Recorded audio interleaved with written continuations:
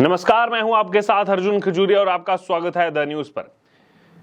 प्रधानमंत्री मोदी रूस के बाद अब अपने 2 दिवसीय दौरे पर ऑस्ट्रिया में है। रात में गार्ड ऑफ ऑनर के साथ जो है उनका स्वागत हुआ।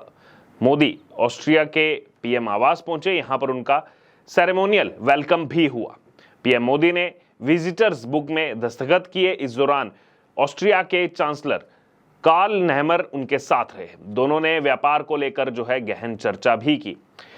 इसके बाद प्रधानमंत्री मोदी ने चांसलर नेहमर के साथ ज्वाइंट प्रेस कॉन्फ्रेंस को संबोधित किया।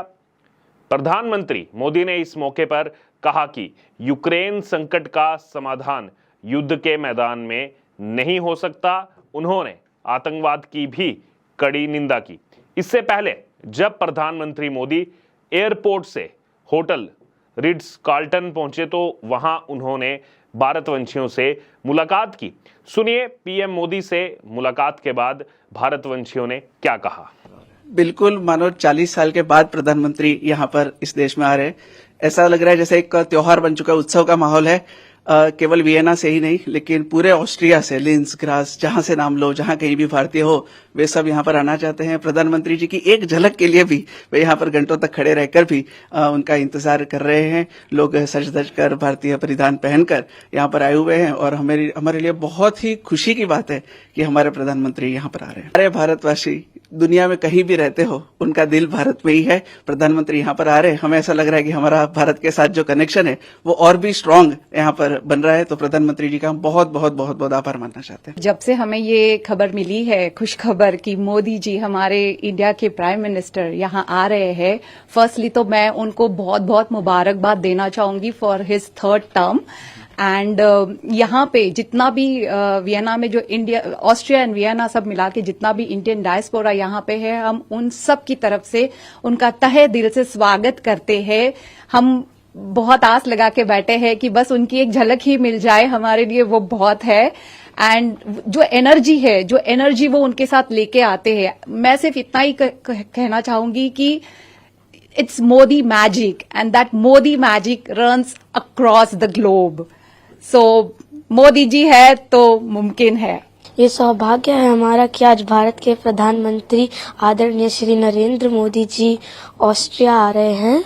मेरी मातृभूमि की सुहानी यादें संग ला रहे हैं। त्याग, तपस्या, बलिदान, साहस, प्रेम, भाईचारा, सुख, शांति, विकास ये भारत की पहचान। ये हम उस धरती के रहने वाले हैं जिसने हर जनमानस, हर देश को दिया पूर्ण सम्मान। आदरणीय मोदी जी के प्रयासों द्वारा भारत से आयुर्वेद और योग दर्शन का ज्ञान पहुंचा पूरी दुनिया में। इससे बढ़ रहा है भारत का सम्मान। यहां पर प्रधानमंत्री मोदी के स्वागत में वंदे मातरम की धुन भी बजाई गई।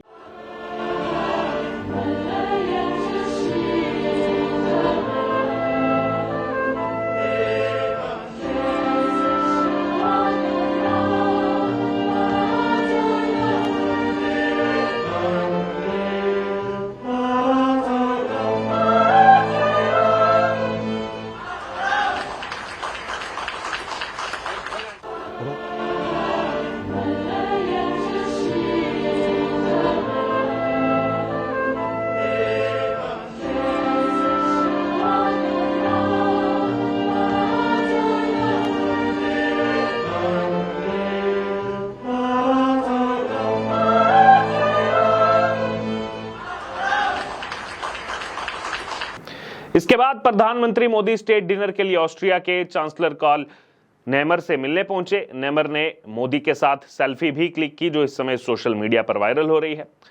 पीएम मोदी ने जिस ज्वाइंट प्रेस कॉन्फ्रेंस को संबोधित किया, संबोधन के दौरान जैसे उन्होंने कहा कि मुझे खुशी है कि मेरी तीसरे कार्यकाल की शुरुआत में ही ऑस्ट्रिया आने का अवसर मुझे मिला। मेरी ये यात्रा ऐतिहासिक और विशेष दोनों है। 41 साल के बाद किसी भारतीय प्रधानमंत्री ने यहाँ का दौरा किया। ये सुखद संयोग है कि यात्रा उस समय हो रही है जब हमारे आपसी संबंधों को 75 साल पूरे हुए।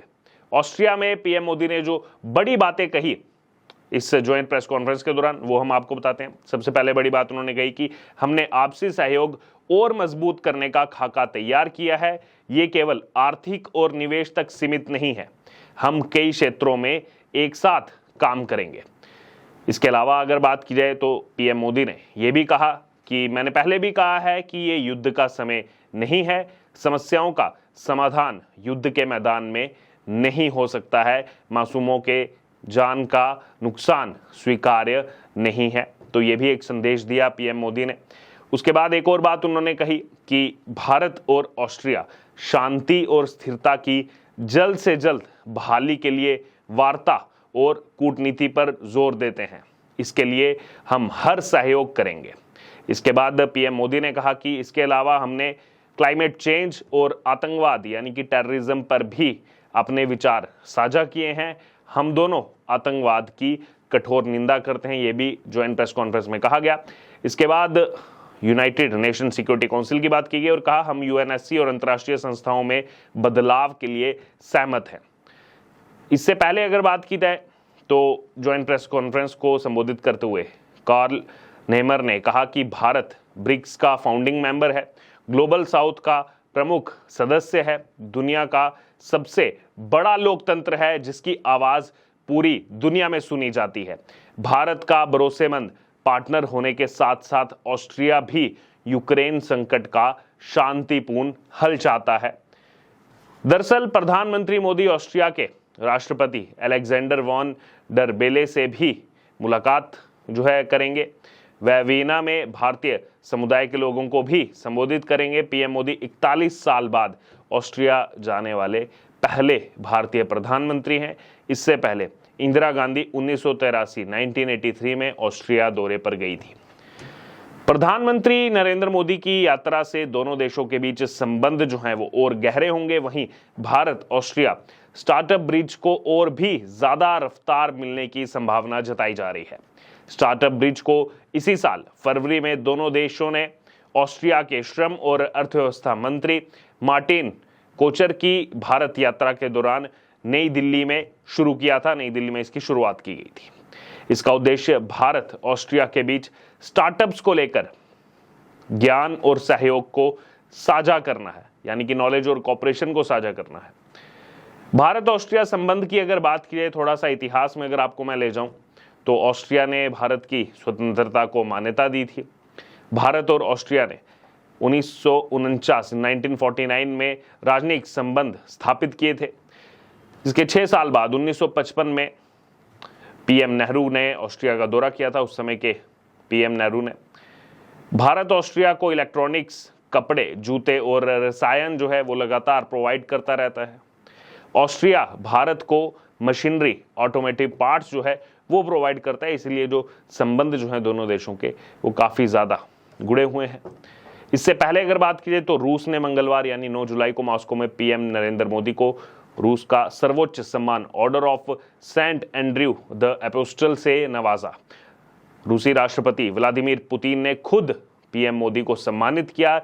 ये सम्मान सबसे बेहतर काम करने वाले नागरिक या फिर सेना से जुड़े हुए लोगों को दिया जाता है। इससे पहले पीएम मोदी 2 दिवसीय दौरे के दूसरे दिन जो है वो राष्ट्रपति पुतिन के साथ शिखर वार्ता में भी शामिल हुए। उन्होंने कहा, एक मित्र के तौर पर मैंने हमेशा कहा कि जंग के मैदान से शांति का रास्ता नहीं निकलता है। बम, बंदूक और गोलियों के बीच शांति संभव नहीं होती है। समाधान के लिए वार्ता जरूरी है, यह भी कहा गया।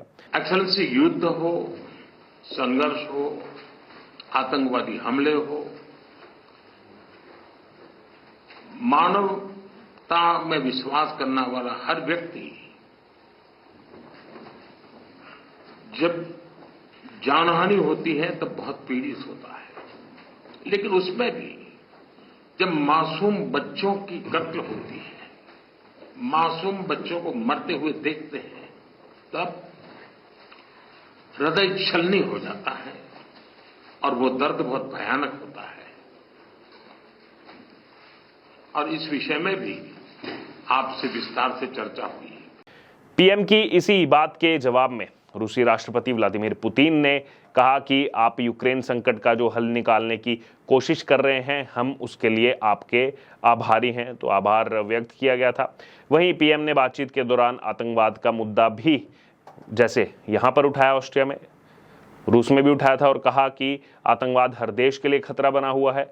दरअसल मोदी ने अपने 2 दिवसीय रूसी दौरे पर भी जो 26 घंटे बिताए, इस दौरान पुतिन के साथ 7 से 8 घंटे रहे। 26 घंटे में से 7 से 8 घंटे पुतिन के साथ पीएम मोदी रहे। दोनों नेताओं ने औपचारिक अनौपचारिक 4 मीटिंग की। प्राइवेट डिनर के अलावा उन्होंने साथ में लंच भी किया और रूसी राष्ट्रपति ने पीएम मोदी को गोल्फ कोर्ट में खुद जो है ड्राइव करके घुमाया भी।